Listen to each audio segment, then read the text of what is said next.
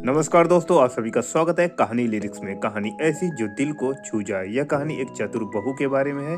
तो आइए शुरुआत करते हैं। हिमाचल प्रदेश में एक नगर पालमपुर में एक धनी साहूकार अपने परिवार के साथ रहता था। परिवार में पत्नी सहित 4 बेटे और 4 बहुएं थी। साहूकार की सबसे छोटी बहू दुर्गा चतुर और होशियार थी, जबकि उसके पुत्र और 3 बड़ी बहुएं साधारण बुद्धि के थे। इसलिए साहूकार सबसे छोटी बहू पर ज्यादा विश्वास करता था। एक बार नगर का राजा साहूकार से नाराज हो गया और उसे नगर से तड़ीपार कर दिया। उसने साहूकार को आदेश दिया कि नगर छोड़ते समय वह और उसके परिवार के सदस्य अपने शरीर के वस्त्रों और आभूषणों के अतिरिक्त कुछ न ले जाएं। साहूकार क्या करता? वह विवश था। उसने अपने परिवार को राजा के आदेश के बारे में बताया और जैसे हैं उसी हालत में नगर छोड़कर चलने के लिए कहा।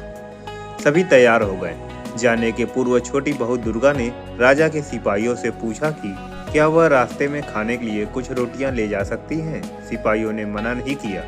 छोटी बहू ने आटा गूथा और उसमें 4 बहुमूल्य मणिक्य छुपा दिया। उस आटे की रोटियां बनाई और उन्हें पोटली में बांध लिया। जब उनका परिवार नगर छोड़कर जाने लगा तब सिपाहियों ने पोटलियों की तलाशी ली। उसमें रोटियां देखकर उन्होंने कुछ नहीं कहा। साहूकार और उसका परिवार नगर से निकल पड़े। दिन भर की लंबी यात्रा के बाद रात में वो एक नगर में पहुंचे। वहां विश्राम करने के लिए वे एक धर्मशाला में ठहरे। रात भर विश्राम करने के बाद जब वे उठे तो साहूकार ने सबसे कहा कि वे सभी अपने आभूषण दे दे, जिन्हें बेचकर वह खाने पीने की वस्तुओं और वस्त्रों की व्यवस्था कर लेगा। तब छोटी बहू दुर्गा ने उसे रोटियों में छुपाए मणिक्य में से एक मणिक्य देकर कहा, पिताजी, आपको आभूषण बेचने की आवश्यकता नहीं है। ये लीजिए मणिक्य, इसे बेचकर कुछ धन की व्यवस्था कर लीजिए। उस धन से रहने के लिए घर का बंदोबस्त भी हो जाएगा और खाने पीने की वस्तुएं भी मिल जाएंगी और साथ ही साथ अपना व्यापार भी प्रारंभ कर सकेंगे। साहूकार ने मणिक्य ले लिया और उसे लेकर नगर के बाजार की ओर चल पड़ा। वहाँ उसे नगर के सबसे बड़े जौहरी के बारे में जानकारी प्राप्त की और उसके पास गए। उसके पास पहुंचकर उसने मणिक्य दिखाते हुए उसके एवज में धन देने का निवेदन दिया। बहुमूल्य मणिक्य देखकर उस जौहरी के मन में लोभ आ गया। वह मणिक्य हथियाने के बारे में सोचने लगा। उसने साहूकार से कहा, यह मणिक्य तो बहुत ही कीमती है, इसके लिए धन मुझे घर से मंगाना पड़ेगा। मैं अपने नौकर को घर भेजता हूँ, तब तक आप यहाँ पे आराम से बैठिए। और उसने साहूकार को एक कमरे में रखी कुर्सी पर बैठने को कहा, जो कच्चे सूत की बनी हुई थी और उस पर एक गद्दा भी रखा हुआ था। उस कुर्सी के नीचे एक छेद था जो सीधे तहखाने में जाता था। साहूकार जैसे ही कुर्सी पर बैठा तो कच्ची सूत टूट गई और साहूकार छेद से होते हुए तहखाने में जा गिरा। जौहरी ने फौरन तहखाने का छेद पत्थर से बंद कर दिया और उसके ऊपर पहले के समान कुर्सी रख दी। फिर मणिक्य को तिजोरी में रख दिया। उधर धर्मशाला में सभी लोग साहूकार की प्रतीक्षा करते करते थक गए, मगर वह नहीं लौटा। तब छोटी बहू दुर्गा ने अपने पति को दूसरा मणिक्य देकर कहा, जाओ बाजार जाकर पिताजी को ढूंढो। अगर मिल जाए तो इस मणिक्य को वापस ले आना। यदि ना मिले तो मणिक्य बेचकर खाने पीने का सामान और वस्त्र ले आना। उसका पति मणिक्य लेकर बाजार चला गया। वहाँ उसने अपने पिता की तरह ही सबसे बड़ी जौहरी का पता किया। लोगों ने उसे उसी जौहरी के पास भेजा जिसने उसके पिता को कैद कर लिया था। जौहरी के पास पहुंचकर उसने उसे मणिक्य दिखाया। लालची और धूर्त जौहरी ने उसके साथ भी वही किया जो उसके पिता के साथ किया था और अब दोनों पिता और पुत्र जौहरी के तहखाने में कैद थे। जब दुर्गा का पति भी वापस नहीं लौटा तो उसे चिंता होने लगी। उसने स्वयं बाजार जाने का निर्णय लिया। वह बाजार गई और अपने आभूषण बेचकर खाने पीने की चीजें और वस्त्रों की व्यवस्था की। धर्मशाला वापस आकर उसने खाने पीने की चीजें और वस्त्र परिवार वालों को दिए और स्वयं यह कहकर वहां से निकल गई कि वह पिताजी और अपने पति को खोजने जा रही है। वहां से निकलकर उसने अपने लिए सिपाही की पोशाक खरीदी और सिपाही का भेष बनाकर राजा के दरबार में पहुंच गई।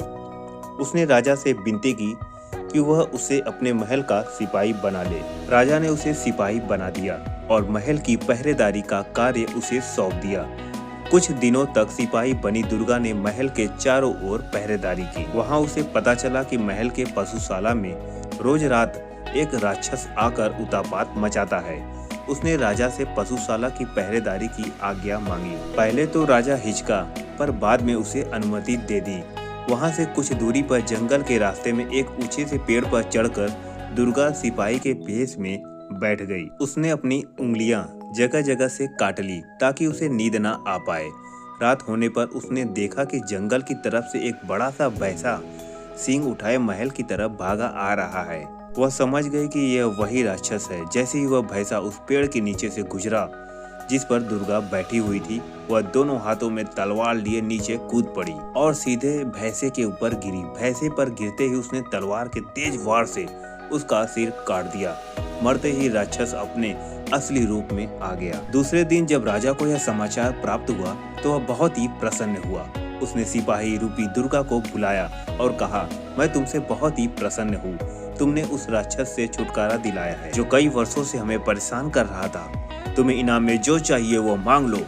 दुर्गा बोली, महाराज, यदि आप मुझसे प्रसन्न हैं तो मुझे इस नगर की रक्षा का भार सौंप दीजिए और मुझे अधिकार भी प्रदान कीजिए कि मैं यदि किसी अपराधी को देखूं तो उसे दंड दे सकूं।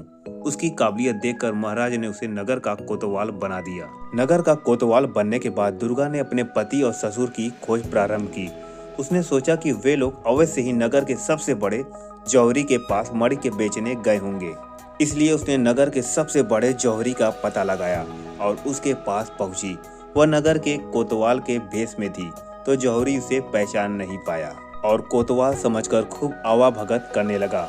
वह बोला, अहो भाग्य हमारे जो आप हमारे दुकान पे पधारे, कहिए क्या सेवा करूं। कोतवाल बनी दुर्गा बोली, महाराज शीघ्र ही राजकुमारी का विवाह करने वाले हैं। उनके आभूषण के लिए हमें सुंदर और बहुमूल्य मणिक के चाहिए। तुम्हारे पास हो तो दिखाओ। जौहरी ने कई मणिक के दिखाए किंतु उनमें से वह मणिक के नहीं था जो दुर्गा ने अपने पति और ससुर को दिया था। इसलिए वह उन मणिकों को नकारते हुए बोली, कोई ऐसा मणिक के दिखाओ जो राजकुमारी के अनुरूप हो। ये सब तो मणिक के तुच्छ जान पड़ते हैं। तब जौहरी तिजोरी से निकाल कर वही मणिक लेकर आया जो उसने साहूकार और उसके पुत्र से छीना था। दुर्गा मणिक के देखते ही पहचान गई।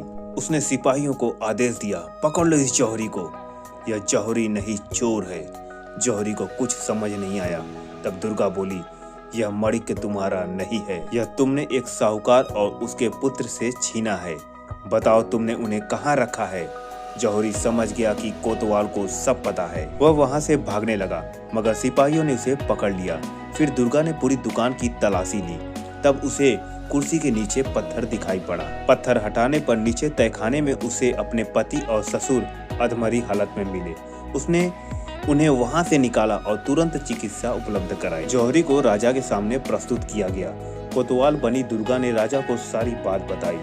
राजा ने साहूकार को कैद करवा दी। राजा कोतवाल की बुद्धिमत्ता को देखकर बहुत ही प्रसन्न था और उसका विवाह राजकुमारी से करना चाहता था। उसने यह प्रस्ताव कोतवाल बनी दुर्गा के सामने रखा तो दुर्गा ने उसे सारा किस्सा बताते हुए सिपाही का वेश हटाकर अपने वास्तविक रूप में आई और हाथ जोड़कर बोली, महाराज, मैं आपका प्रस्ताव स्वीकार नहीं कर सकती। मैंने ये सारा स्वयं अपने पति और ससुर का पता लगाने के लिए किया था। मुझे माफ करें। राजा दुर्गा की बुद्धिमत्ता और बहादुरी देखकर चकित भी था और प्रसन्न भी। उसने दुर्गा को क्षमा कर दिया और उनके परिवार को अपने नगर में बसने की अनुमति दी। साथ ही साथ नया व्यापार आरंभ करने में भी हर संभव सहायता दी। दोस्तों, अगर आपको ये कहानी पसंद आई हो तो प्लीज़ मेरे चैनल को लाइक और सब्सक्राइब कर दीजिए। धन्यवाद।